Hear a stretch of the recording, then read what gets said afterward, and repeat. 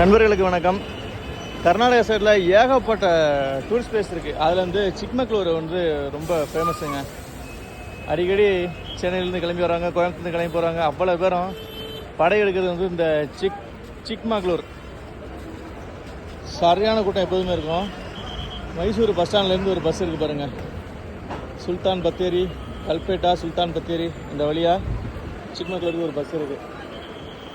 3:30 மணிக்கு பஸ்ஸுன்னு நினைக்கிறேன். மணி 3:21 டிரைவர் ஏறிட்டார் பாருங்கள். அவ்வளோதான், 3:30 மணிக்கு நினைக்கிறேன் டிரைவர் ஏறிட்டார். பஸ் நம்பர் வந்து KA 18F1005.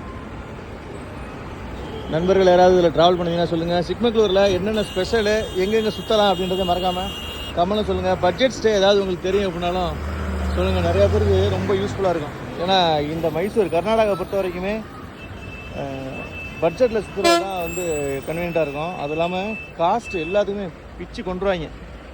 யாராவது ட்ராவல் பண்ணி கமெண்ட் சொல்லுங்கள்.